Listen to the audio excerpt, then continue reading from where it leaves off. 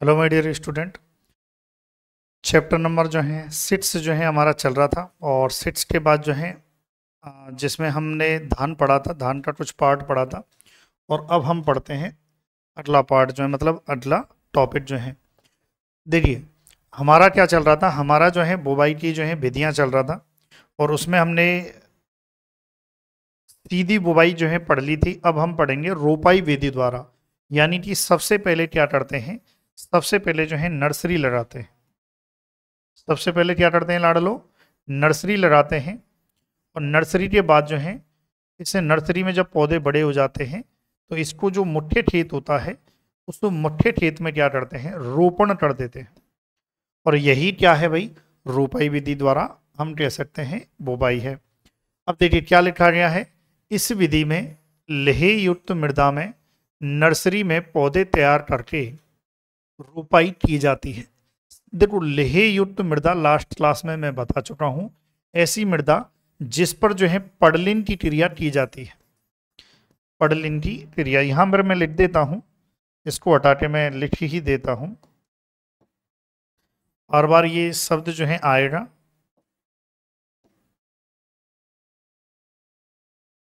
चलिए, लेहे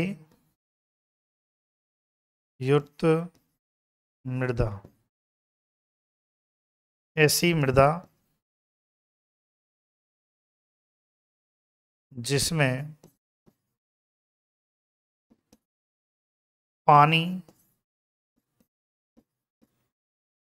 भर के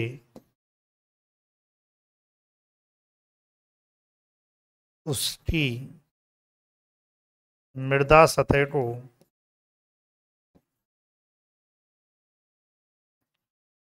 पड़लर द्वारा कठोर बनाया जाता है।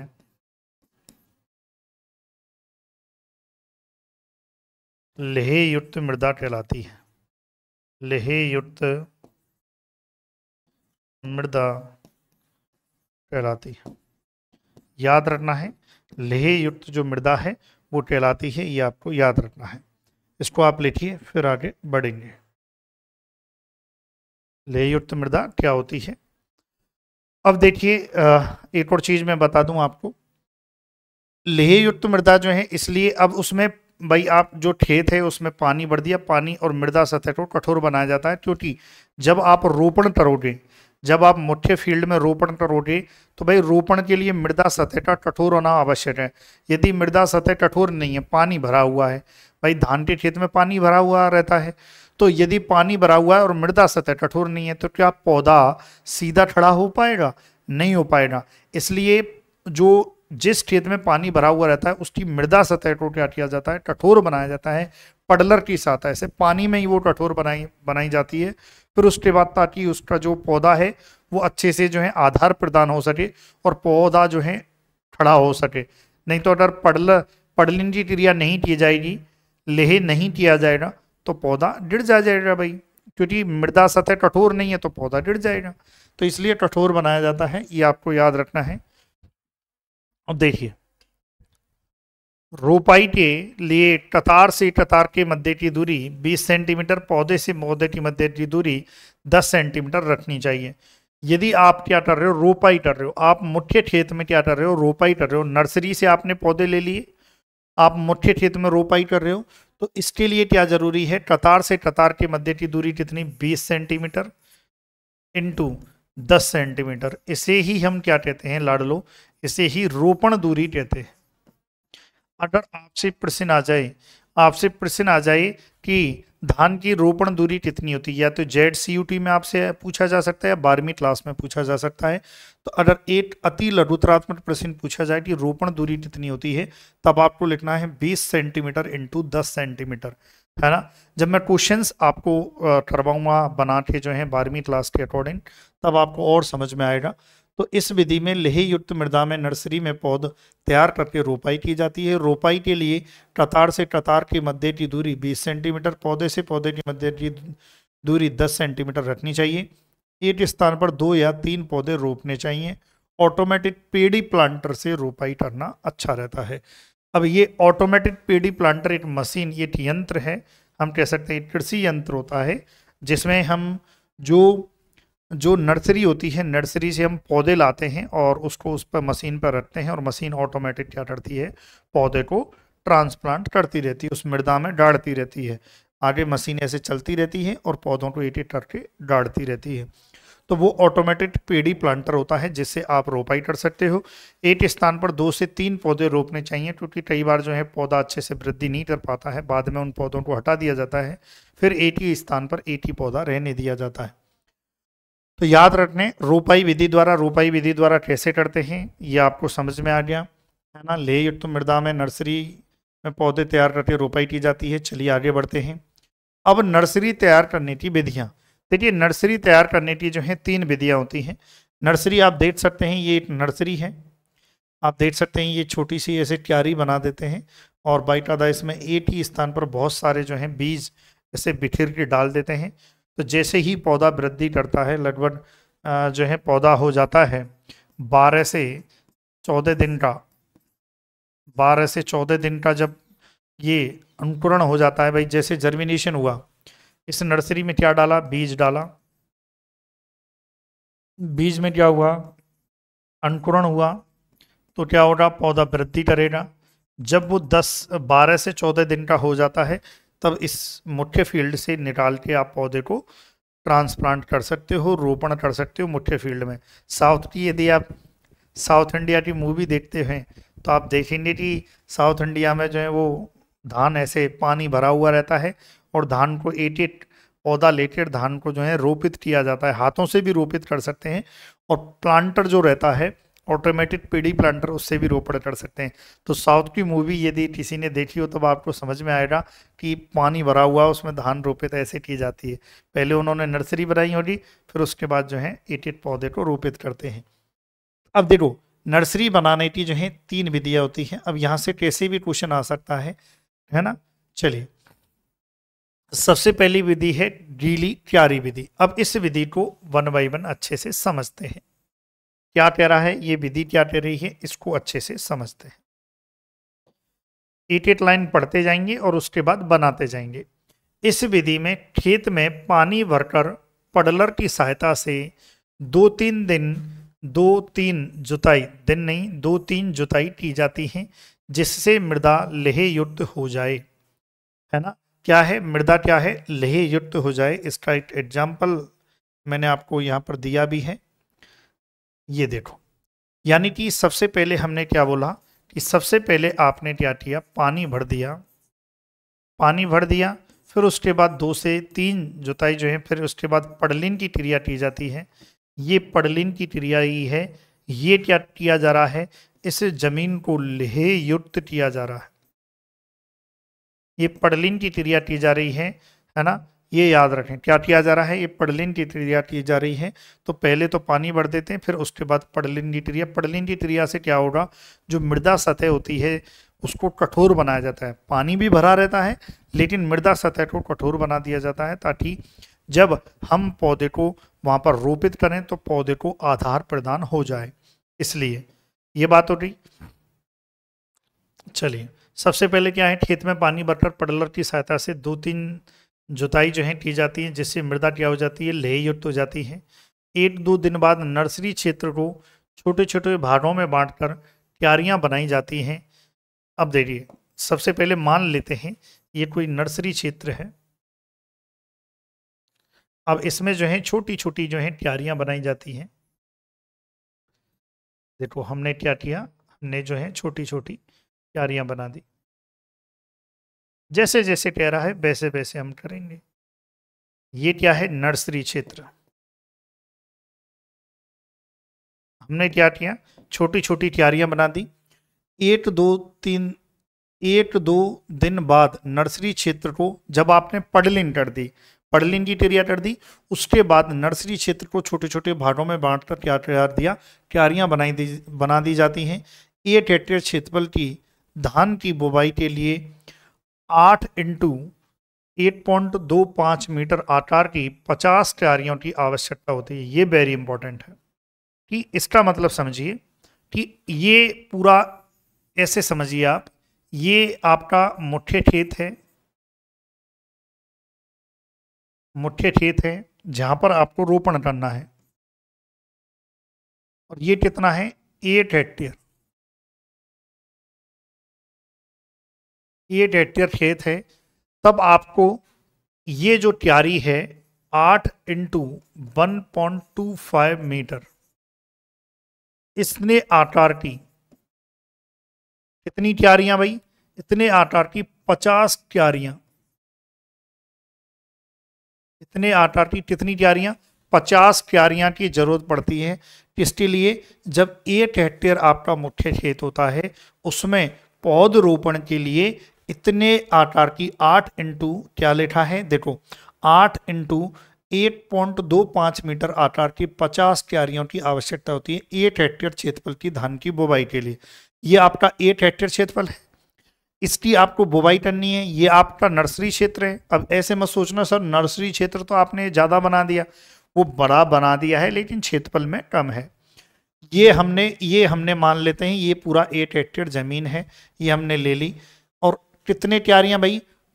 50 क्यारियां बनानी है। किस आकार की बनानी है? 8 मीटर लंबी और 8.25 मीटर चौड़ी। कितना भाई? 8 मीटर लंबी और 8.25 मीटर क्या है? चौड़ी।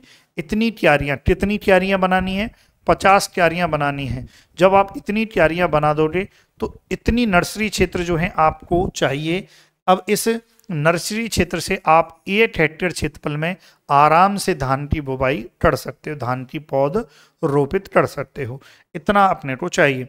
अगर आपसे क्वेश्चन आ जाए कि ढीली क्यारी विधि में 8 हेक्टेयर क्षेत्रफल में कितने आकार की 50 क्यारियों की आवश्यकता होगी, तो 8 इंटू 8.5 मीटर आकार की 50 क्यारियों की आवश्यकता होगी 8 हेक्टेयर क्षेत्रफल के लिए।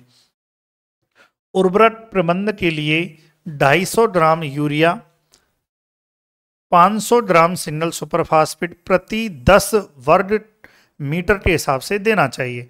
इसका मतलब समझो कि आपको जो है, अब ये नर्सरी जो है, जो आपने नर्सरी लगाई, इसमें इस नर्सरी क्षेत्र में आप एक काम करो, 250 ग्राम तो यूरिया और 500 ग्राम सिंगल सुपरफास्फेट एसएसपी का आप ये उर्वरक आप यूज कर लो। ये उर्वरक क्यों? ताकि अच्छे से वृद्धि हो सके। भाई नर्सरी में भी तो बीज अंकुरित होगा और पौधा वृद्धि करेगा, तो अच्छे से वृद्धि हो सके इसके लिए उर्वरक डाल दो। उर्वरक डाल देंगे तो अच्छे से वृद्धि कर पाएगा। और किस हिसाब से डालना है? प्रति 10 वर्ग मीटर के हिसाब से जो है आपको डालना है। इसी विधि में अंकुरित बीज बोए जाते हैं, जिसके लिए बीजों को साफ पानी में 24 घंटे तक भिगोते हैं।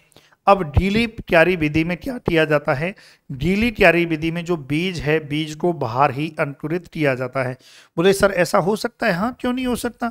आप देखो, कोई भी जो बीज है उसको आप पानी में डाल दो और पानी में भिगो के हल्का गीला कर दो, मृदा की आवश्यकता नहीं है, अंकुरित तो वो हो जाएगा, लेकिन आगे की वृद्धि के लिए उसको मृदा चाहिए। तो लेकिन अब यहाँ पर हम क्या कर रहे हैं, इस विधि में अंकुरित बीज बोए जाते हैं। कौन सी विधि में? गीली क्यारी विधि में, जिसके लिए बीजों को साफ पानी में 24 घंटे तक भिगोते हैं। 24 घंटे बाद बीजों को निकालकर फर्श पर एकत्रित बोरी या कपड़े से ढक देते हैं। ध्यान से सुनना, जो गीली क्यारी विधि में है हम कैसा बीज यूज कर रहे हैं? हम अंकुरित बीज उपयोग करेंगे। हम सबसे पहले बीज को अंकुरित करेंगे। जब आपने बीज को अंकुरित कर दिया, जर्मिनेट हो गया, तब आप क्या करो, नर्सरी में आप उस बीज को लगाओ। यही कहना चाह रहा है। अच्छा, बीजों को अंकुरित करने के लिए सबसे पहले क्या करना होगा? बीजों को 24 घंटे पानी में क्या होना होगा? भिगोना पड़ेगा। फिर 24 घंटे बाद आप निकालकर उसको फर्श पर एकत्रित करके बोरी या कपड़े से ढक देते हैं। बोरी या कपड़े से आपने ढक दिया भाई। आपने सबसे पहले बाल्टी में पानी लिया, उसमें बीज डाला, और बीज डालने के बाद जब उस 24 घंटे तक आपने बीज को डाल के रखा, फिर 24 घंटे बाद आपने बीज को निकाल लिया और अपने फर्श पर बिछा दिया। फर्श पर बिछाने के बाद उसके ऊपर टाट या बोरी से उस बीज को ढक दिया। अब क्या होगा? ताकि अब ढक दिया ताकि बीज गर्मी पाकर जल्दी अंकुरित हो जाए। बीज क्या होगा, जब आपने बोरी या कपड़े से उस बीज को ढक दिया है तब क्या होगा, गर्मी पाकर बीज अंकुरित हो जाएगा। अंकुरित बीजों को लेहे किए गए खेत की मिट्टी के ऊपर समान रूप से छिड़क कर बोना चाहिए। यानी कि अब जो अंकुरित बीज हैं आपने अंकुरित कर लिए, अब इन अंकुरित बीजों को नर्सरी की जो आपने क्यारियां बनाई हैं उन क्यारियों में उन बीज को डाल दो। छिड़क के, ऐसे जरूरी नहीं है, ऐसे हाथ से लो और जैसे छिड़क के डाल दो, तो क्या होगा, बीज अंकुरित और ज्यादा वृद्धि करने लग जाएंगे।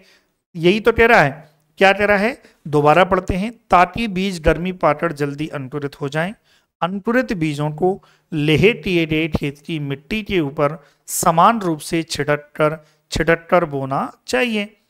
20 से 30 दिन पश्चात पौध रोपाई के लिए तैयार हो जाते हैं। इस विधि में बीज की मात्रा पतली मोटी किस्म के आधार पर 750 ग्राम से 1 किलोग्राम प्रति क्यारी तक जारी रखी जाती है। इसमें कितना बीज उपयोग होता है, देखिए इस लाइन को समझते हैं क्या कह रहा है। देखिए, मतलब सबसे पहले तो आपको क्या करना है, सबसे फर्स्ट स्टेप तो बीज लेना है और बीज को क्या कराना है, अंकुरित कराना है।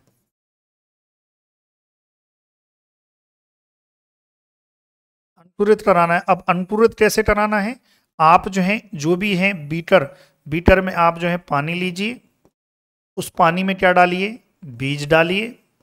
कितने डंडे लिए, 24 डंडे लिए। फिर उसके बाद इस बीज को निकाल कर किस पर डाल दीजिए, फर्श पर। फिर उसके बाद इस फर्श पर जो है जूट या बोरे से ढक दिया जाता है और बीज क्या होते हैं, अंकुरित हो जाते हैं। एक तो ये बात हुई थी।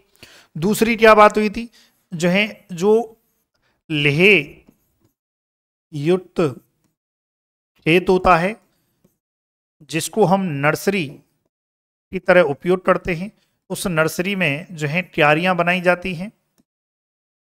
क्या बनाई जाती हैं भाई, क्यारियां बनाई जाती हैं। उन क्यारियों में जो है बीज को डाला जाता है। जो बीज था जो अंकुरित हो गया था, इस अंकुरित बीज को क्या है, अंकुरित बीज को क्या किया जाता है, क्यारियों पर डाला जाता है। अब कितना बीज डाला जाता है, प्रति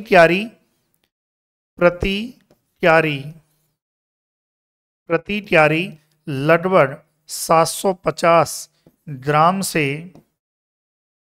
8 केजी बीज डाला जाता है। अब आप मुझे बताइए एक चीज, अभी थोड़ी देर पहले ही मैंने बताया था कि यदि आपके पास मुख्य खेत कितना है, 8 हेक्टेयर जमीन है।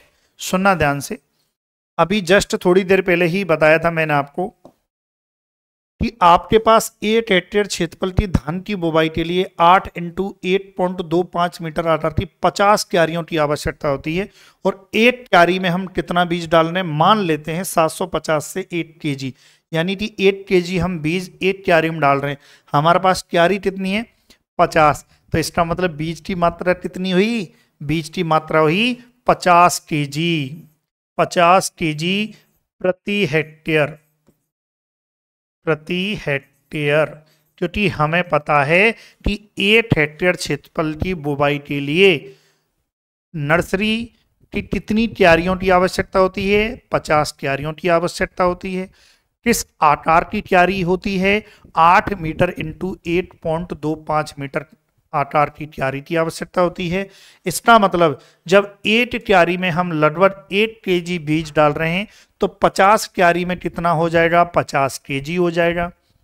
इसका मतलब 50 क्यारियों में 50 केजी हो जाएगा। मतलब 8 हेक्टेयर, भाई हमें 8 हेक्टेयर के लिए बीज कितना डालना होगा, लगभग 50 केजी डालना होगा। तो यदि आपसे पूछा जाए कि बीज दर, आपसे यदि बीज दर पूछी जाए तो याद रखना है 50 केजी प्रति हेक्टेयर रहती है, लगभग 45 से 50 केजी, 45 से 50 केजी प्रति हेक्टेयर। अगर आपसे क्वेश्चन आ जाए, क्या क्वेश्चन आ जाए कि गीली क्यारी विधि में प्रति हेक्टेयर बीज दर कितनी रखी जाती है? तो याद रखना 45 की बजाय यही कर लो 40 से 50 केजी प्रति हेक्टेयर, ऐसे कर लो आप। कर लो रे, गीली क्यारी विधि में बीज दर कितनी रखी जाती है? 40 से 50 केजी प्रति हेक्टेयर। गीली क्यारी विधि में सबसे पहले बीज को तैयार कराया जाता है, अंकुरित कराया जाता है, उसके बाद उसको लेह युक्त जो खेत है जिसमें हमने नर्सरी बनाई है, उस नर्सरी में क्यारियां बनाई हैं, उस प्रति क्यारी में 1 किलो बीज के हिसाब से हम बीज डाल देते हैं। ठीक है भाई, ये पूरा आपको समझ में आ गया। गीली क्यारी विधि का क्या मतलब है कहना क्लियर है? चलो अब आ जाते हैं दूसरी शुष्क क्यारी विधि। अब देख लेते हैं, इसमें 2 से 3 जुताई करके मिट्टी को भुरभुरा बना दिया जाता है। सबसे पहले इस विधि में क्या करते हैं, ये कोई नर्सरी है, नर्सरी क्षेत्र है। इस नर्सरी क्षेत्र में हम सबसे पहले क्या करते हैं, मिट्टी को भुरभुरा बनाते हैं। यानी कि इस नर्सरी क्षेत्र जहां पर हमें नर्सरी लगानी है उसमें आप बार बार जुताई कार्य कर दो, तो इससे क्या होगा, मिट्टी भुरभुरी हो जाएगी। क्यारियां गीली क्यारी विधि के आकार की बनाई जाती हैं। यानी कि इस विधि में जो क्यारी होती है वो गीली क्यारी विधि के आकार की, मतलब 8.25 मीटर आकार की। यदि आपसे पूछ लिया जाए कि शुष्क क्यारी विधि में क्यारी का आकार क्या रखते हैं, वही रखते हैं जो गीली क्यारी विधि में रखते हैं। ठीक है, क्यारियों की ऊंचाई जमीन से ऊपर रखनी चाहिए ताकि अनावश्यक पानी बहकर नालियों से बाहर निकल सके। जो भी क्यारियां या नर्सरी जो बना रहे हो आप, थोड़ा सा आप ऊंची बनाओ ताकि अतिरिक्त जो पानी हो वो निकल जाए, बाहर निकल जाए नालियों की सहायता से। क्यारियां बनाने के बाद, अब आपने जब क्यारियां बना दी, लीजिए भाई क्यारी बना देते हैं हम।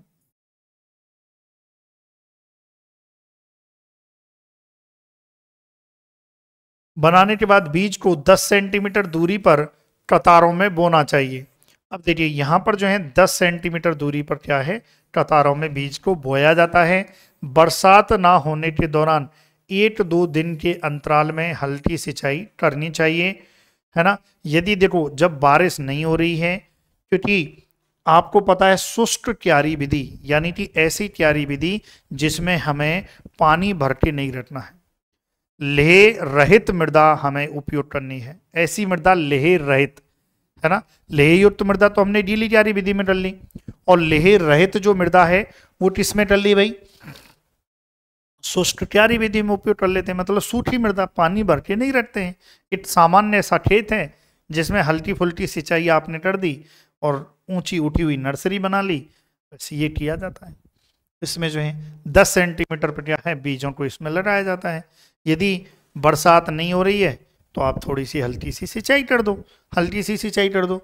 गीली क्यारी विधि में क्या था, गीली क्यारी विधि में तो पानी भर के रखा ही जाता है, यहाँ पर हल्की हल्की सिंचाई की जाती है, नम बनाए रखा जाता है भूमि को। पौधे 25 से 30 दिन में रोपण के लिए तैयार हो जाते हैं, ये भी इंपॉर्टेंट है। अब इस नर्सरी से पौधे रोपण कितने दिन में होता है, क्वेश्चन ये आ सकता है आपसे कि शुष्क क्यारी विधि में रोपण कितने दिन बाद करते हैं। तो रोपण का मतलब यह है कि नर्सरी से हम मुख्य खेत में पौधे को लगा रहे हैं, उसको हम क्या कहते हैं, रोपण करते हैं। तो शुष्क क्यारी विधि में 25 से 30 दिन बाद रोपण किया जाता है, और गीली क्यारी विधि में भी सेम है। आप देख सकते हैं ये रहा यहाँ पर 20 से 30 दिन पश्चात रोपण किया जाता है। यहाँ पर 25 से 30 दिन है, वहां पर जो है 20 से 30 दिन है, समझ रहे हो। तो लगभग जो है 25 से 30 दिन के आसपास जो है रोपण किया जाता है। क्लियर है, जब मैं क्वेश्चन कराऊंगा तब आपको और समझ में आएगा। क्लियर है, यहाँ तक आ गया भाई। शुष्क क्यारी विधि में गीली क्यारी विधि की तरह पानी भर के नहीं रखा जाता है। गीली क्यारी विधि में लेह युक्त मृदा उपयोग कर रहे थे, यहाँ पर लेह रहित मृदा को उपयोग किया जाता है। क्या किया जाता है, लेह रहित मृदा, यानी कि जिसमें कोई भी पड़लिन की क्रिया नहीं की गई है, मृदा को कठोर बनाने के लिए कोई भी क्रिया नहीं की गई है, ना इस मृदा में पानी भर के रखा जाता है, तो वो क्या होती है, लेह रहित मृदा होती है। क्लियर है भाई यहाँ तक? चलो इसे लिखें। अब आ जाइए डेपोट विधि। अब डेपोट विधि को देख लेते हैं, तीसरी विधि, वेरी इंपॉर्टेंट। सबसे पहला क्वेश्चन तो यही बनता है जेड के पॉइंट ऑफ व्यू से और सीयूटी के पॉइंट ऑफ व्यू से कि यह विधि अंतर्राष्ट्रीय चावल अनुसंधान मनीला फिलीपींस द्वारा अनुमोदित की गई है। तो वेरी इंपॉर्टेंट, अंतर्राष्ट्रीय चावल अनुसंधान संस्थान IRI, international rice research institute, Manila Philippines. हालांकि इसका फिलीपींस में ही दूसरी जगह पर इस IRRI को ट्रांसफर कर दिया इसका ऑफिस। वो अपने काम का नहीं है, अपने तो बुट में जो है वही मानना है।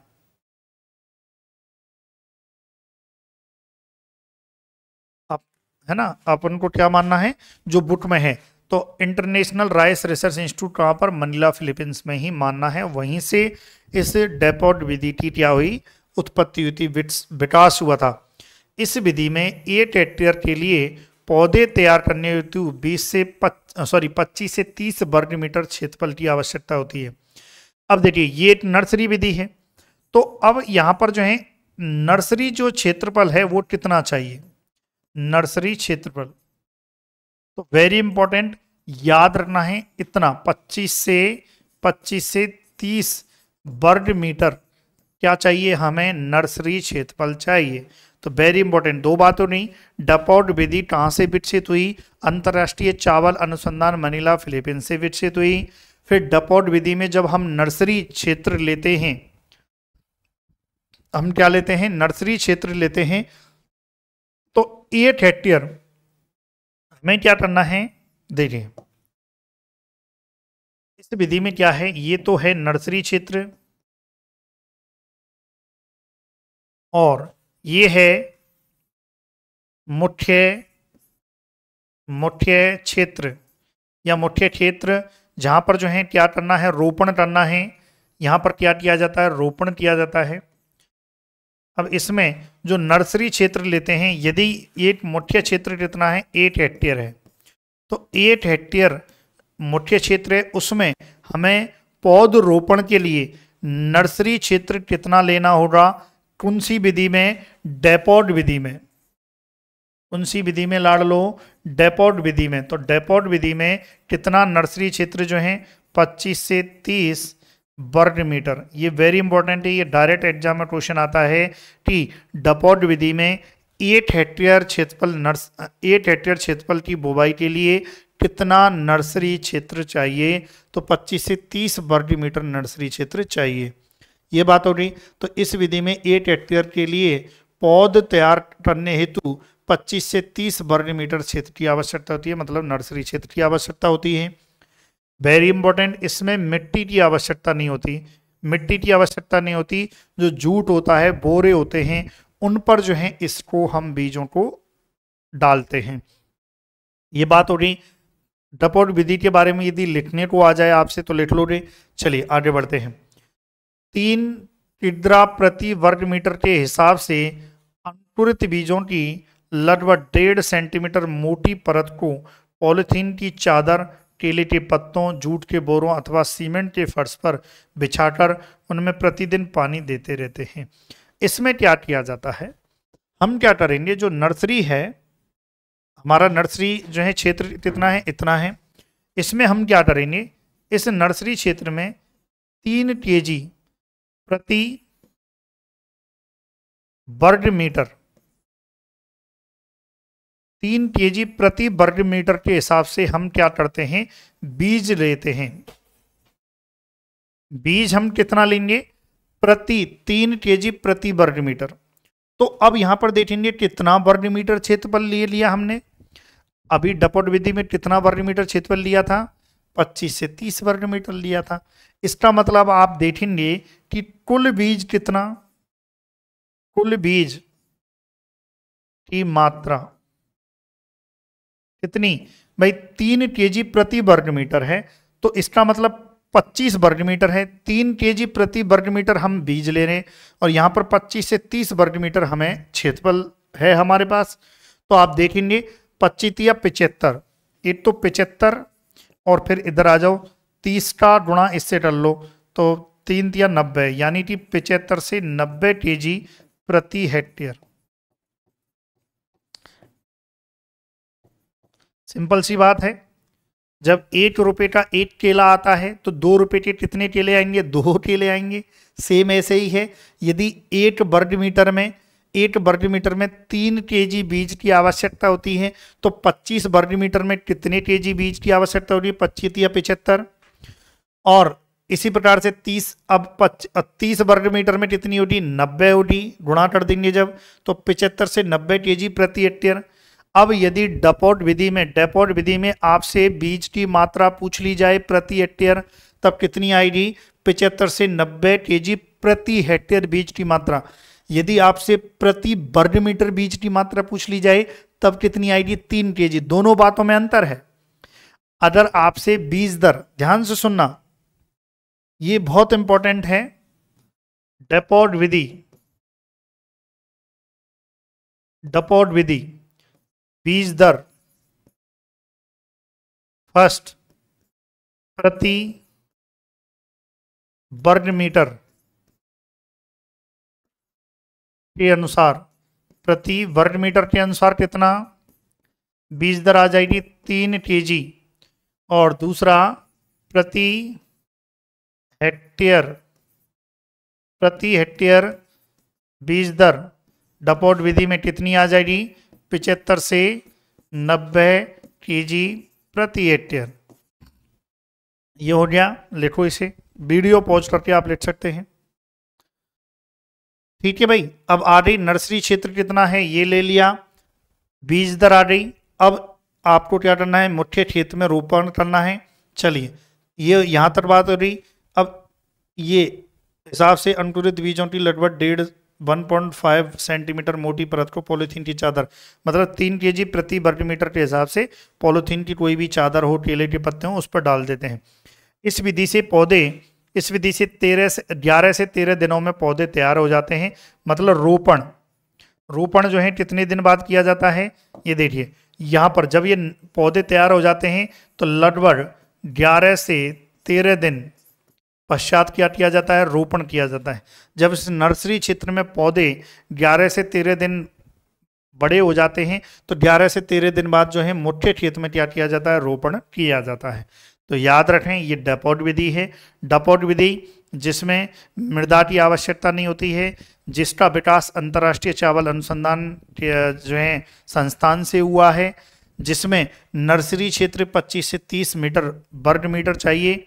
किसके लिए? 1 हेक्टेयर मुख्य क्षेत्र में धान की फसल लगाने के लिए कितने बीज की मात्रा चाहिए? 3 kg प्रति वर्ग मीटर जो है बीज की मात्रा चाहिए। इसके अकॉर्डिंग कुल बीज की मात्रा 75 से 90 kg प्रति वर्ग मीटर हो गया। कितने दिन में? डपॉट विधि में कितने दिन बाद रोपण किया जाता है? ये भी क्वेश्चन आता है। 11 से 13 दिन बाद जो है रोपण किया जाता है। तो प्यारे विद्यार्थियों, ये हमारी जो है 3 विधियां जो है इसकी कंप्लीट होती हैं। बाकी का अगला पार्ट जो है अगली वीडियो में देखेंगे। चलिए, और हाँ, जो विद्यार्थी नए हैं वो क्या करें, हमारा जो ये जो नंबर है, इस नंबर पर आप क्या है मैसेज करें 12th एग्री, तब आप हमारे व्हाट्सएप ग्रुप में आप ऐड हो जाएंगे। और उस व्हाट्सएप ग्रुप में आपको जेट हो, CUT हो, 12वीं क्लास हो, इसका कंटेंट, क्वेश्चन, ये सब आपको मिलता रहेगा। और हमारी नई क्लासेज का लिंक वगैरह सब आपको मिलता रहेगा। तो ये आपको करना है। चलिए, thank you so much for watching video. Thank you so much.